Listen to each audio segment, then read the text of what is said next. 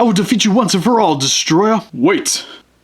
Whoa, whoa, whoa! There are two of you? This one here is an imposter. He is actually Boba Fett. Dun dun dun! Sorry. Well, you got me. I was just here to collect a bounty. A bounty on who? Yo, mama sweet ass! Now jetpack! Away! Oh, yeah. Did I ever tell you your mom's a really nice lady? Hey guys, welcome to Super Important Reviews. My name's Steve, and today we're going over the Bandai and Tamashii Nation SH MonsterArts Burning Godzilla. This is my figure I acquired at G-Fest that I was looking for so long. Which I finally did manage to get a hold of one. Paid a little bit more money than I really wanted to for the action figure. But it was worth it because I still got it cheaper than eBay price, so I was pretty happy.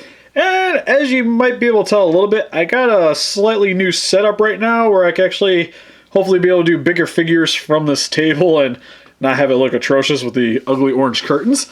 So we're going to try a new setup and let me know in the comments what you guys think about it. But without further ado, for the packaging, looks freaking awesome. Love everything about this, where you get the awesome menacing looking Burning Godzilla right here, which I imagine that's the action figure, but it's probably not because that looks a lot like the suit, because that thing looks freaking fantastic right there. But for the rest of this, you just get the nice kind of burning, smoking effect for the rest of the box here. You can see the toy is not actually inside the packaging because he lasted about an hour in my possession until I actually busted him out of this prison. So he's not currently in there right now. For the top of the packaging, we just get a nice Burning Godzilla clear plastic right here.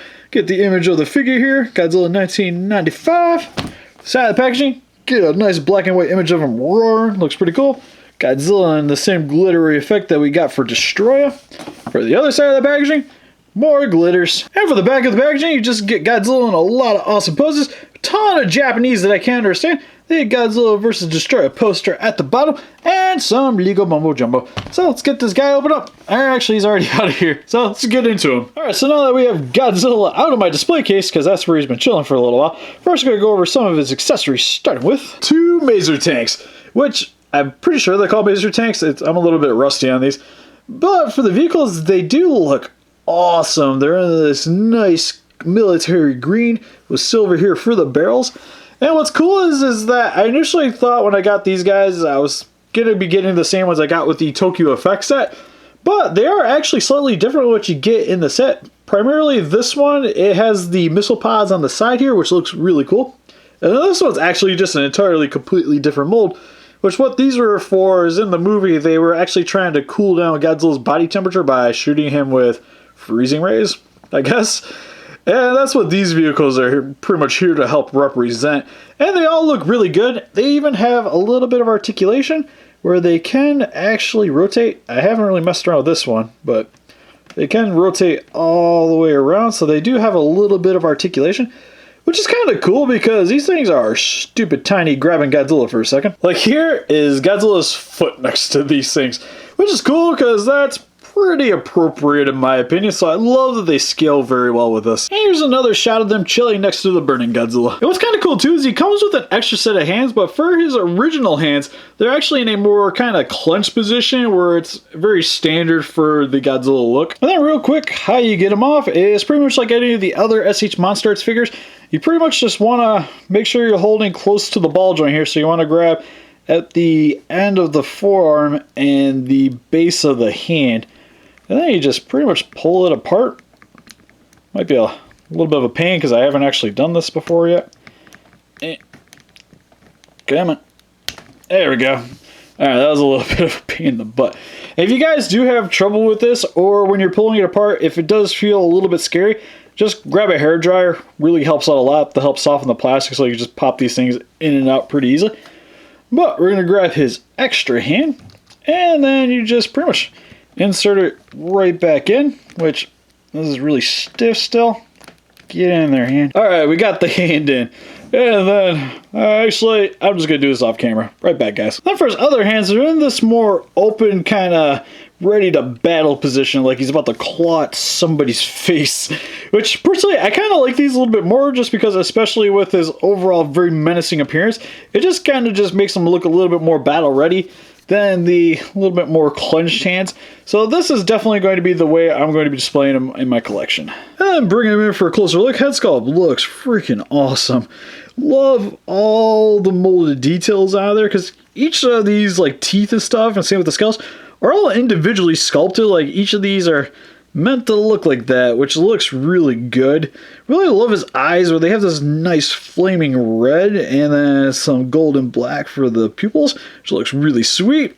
Gives him that nice, very accurate, menacing look that he had from the films. And then for his overall head sculpt, looks really good as well. Even has his little Godzilla ears right here on the side. Really like the brow in this Godzilla. And you can even see on the top of his head where you have the dorsal spine starting to show up, and then you have all that white right there. Then you can see for his mouth, all his teeth look sweet. Love the bone white color, and even on the inside of the mouth, you get this nice fleshy tones with this more of a normal red with the dark red undertones. Looks really good. Same with the tongue here. It looks awesome as well. With a little bit more of a darker shade to it. The only thing is you can kind of see the hinge on the inside of the mouth though for his lower jaw, which isn't that big of a deal, but it's something that's a little bit noticeable looking at it from this angle. But it doesn't really bother me all that much. Now it's starting to move down his giant bulky neck that he has. Looks really good. And you can start seeing the flame effect right here on his chest and on his arm.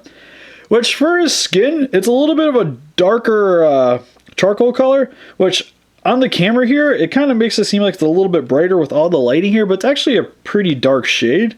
And then for his burning effect here, looks really awesome because it's more of this like translucent plastic here, kind of like what we have with the NECA, but the color scheme seems a little bit more appropriate to me. Like they definitely went all out in this figure, and it looks phenomenal. And then for the rest of his body here, which I kind of wish they did a little bit more of it with the lower body, because if you adjust the torso a little bit, you can see it a little bit more of it. So I guess you could kind of fudge around with it a bit to get the burning effect a little bit more.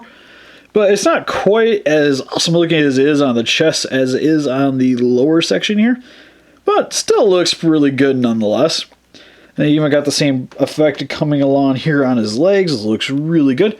It's only mainly at the upper portion of the thighs. It doesn't really bleed down to the rest of the legs, which look fairly normally Godzilla, where you even have his 4 toes right down here. Very accurate for the movies. Even has details here underneath the foot pad, and even got some copyright information on this foot. But they look really good, which is something that's cool because this Godzilla is very huge, but in a good way, because like his upper body looks very bulky, very muscular. Same with his legs, even though they kind of remind me of chubby grandma legs, but they do look really good because they help to give him added mass and make him look even more imposing. And for his dorsal spines, look really awesome. Love the translucent spines with here as well, where you have this nice translucent plastic, more of an auburn color right around here for the tip of the spines. And then they actually have a more solid coloring for the base of it, which looks really awesome. And then what's kind of cool that I always thought was pretty neat about this Godzilla is that these kind of look like they're on fire, while the rest of his dorsal spines look fairly normal, where there's nice, very white color. Like these are very bright looking spines. Even coming around along the rest of the tail, you can see just how good the coloring looks on them. And the only thing that really kind of bugs me about the whole coloring on here is nothing actually really having to do with the spines. It's actually right up here at the base of the neck, because you kind of see here that the paint job is a little bit sloppy there. Nothing too major, but it's just kind of something a little bit weird to see on the SH MonsterArts figures. It's nothing too bad, it's just kind of clumped together mainly right there. But for the rest of this, it looks really, really good. And then one thing to kind of point out about this Godzilla mold in general, which is kind of just a little bit of a problem I kind of noticed with the mold, is that there's actually a lot of segmenting here, where you can kind of see when you're moving them. You can see the holes in the overall mold, which is mainly for the articulation, but you can adjust and fix it so you don't actually see those. But when you wanted to get him like in positions where he's like upright and roaring, you're going to notice that there's actually a lot of it here on the legs, especially if you shift them down. You can kind of start noticing all the little holes. You can even see through to the other leg there. But a lot of it can be fixed if you just adjust the legs into a position that you want and then just kind of shift it to get how you want it to look on your display case. Same with the arms here too. You can notice a little bit of the gap here, but it is pretty easily fixable just by shifting the Godzilla's arm up and down a little bit just to help hide that. Then just show you guys the tail real quick. Look awesome as well, where you got his normal Godzilla wrinkle scales right here, while you have the more normal looking skin underneath the tail, where this would be like the more softer underbelly of the tail, and this would be the more durable, hard exterior shell. Which looks really good. Like, it just helps to give him a little bit more detail to him, which I can appreciate. And the dorsal spines look awesome there as well. Each are individually sculpted, painted very well. One thing to kind of point out too is that he has a little bit of added paint, and I don't know if it's just like something scuffed off or something, but he's got a little bit right here. I'll zoom in real quick. Is right here, you can see that there's a little bit of white paint right there, or more of like a flesh tone, which I'm not sure what that's from or where it got from, because there's none of that color actually on this Godzilla, but it's just maybe something like chipped away or something. But I got a little bit right there on the neck is the primary point. So pretty much for the paint job, looks really good. Like, there's pretty much that one minor hiccup with the neck paint, and then just that weird little paint right there. But pretty much for the rest of it, looks phenomenal. Sculpt, again, looks phenomenal. I have this kind of loose foot right here, which I just popped off. Get back on there. But, all right. But for the rest of it, like, the sculpt looks good. Love the translucent plastic. Love the body shape to it. And then for the articulation, head can move up, down, left, right. Mouth can move up and down. For the shoulders, they can move up about yay far, down about that far. Can rotate up about that far. Pretty much all the way around if you go the back way. So a lot of posability there. For the upper part of the bicep, can rotate all the way around. For the lower part, by the elbow, there's a double joint here, so you get a really nice bend to it. Also has a little bit of rotation here at the upper part of the forearm. Can also rotate at the hand all the way around. Also has a little bit of a bend here at the hand, so you get a little bit of a waving / clawing motion going on. For the waist, can shimmy side to side. Has a really nice abdominal crunch to it. Also has a pretty good rotation here, which is really impressive on this guy. For his leg, can do split out about that far. It's actually pretty good on this guy. Can crunch in about that far. Can do about that forward of a kicking motion. Actually, it can pretty much go all the way around, it feels like. Nah, stops about right there. And then going the back way, can shimmy it pretty much up about that far. Just has a little bit of a hard time actually rotating all the way around, but you can pretty much move that pretty insanely actually. Then also has a real bit of a rotation here at the upper part of the knee.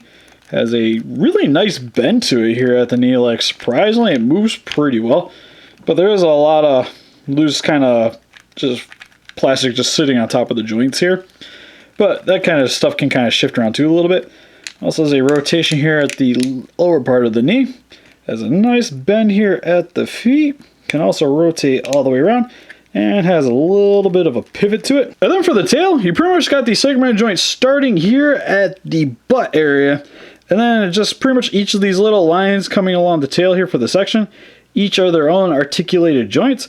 Coming all the way down to right here is where the tail becomes one solid piece. So for each of these, they're on their own ball joints, so they can pretty much shimmy side to side, up, down, can pretty much rotate it too. So you get a lot of posability with this tail here. And that stupid foot keeps popping off. So, alright, for one problem, my little guy's articulation, which I think is just mainly this figure, which I think it just has something to do with the size of the hole right here for the ball joint. It's just really loose on mine, which isn't a major deal. Like, there's bound to be something that's a little bit off with the figure, which this is just more of an annoyance than anything. But it doesn't really overall affect my opinion on this figure. It's just kind of a little bit annoying, but he's mainly going to be staying on the shelf, so having the foot be a little bit loose isn't that big of a deal. And for some quick comparison, here we have the SH MonsterArts Burning Godzilla next to the SH MonsterArts Destroyah and Godzilla Jr. And here he is with the SH MonsterArts Destroyah Evolution set. And here he is with the SH MonsterArts San Diego Comic-Con Exploding Godzilla and my random little chibi Burning Godzilla. He's so freaking adorable. And here is with the American Bandai Burning Godzilla, which is definitely obsolete in my collection now. And the Japanese Bandai vinyl movie theater release Godzilla 2000 from Godzilla X Megaguirus. Which I'm going to say, I don't usually actually keep the tags on my figures. Like half the time when I buy vinyls, I try to actually buy them without the tags because they're slightly cheaper and I really just don't like displaying them in my collection with these things. But for the more limited edition run kind of figures, I don't mind keeping them on personally. And for a comparison that I couldn't actually do in the original review that I did for the NECA Burning Godzilla, here it is with the NECA Burning Godzilla. And one thing I want to finally point out is which figure do I like better? Which, for the review, stated I still really like this figure and I actually prefer this one a little bit over the 94 Godzilla, the Godzilla vs. Space Godzilla NECA figure. But that being said, now that I have him, he sadly isn't going to be hanging out with my Destroyah anymore because, like I said in the review, he was pretty much mainly a placeholder so I could get a hold of this figure.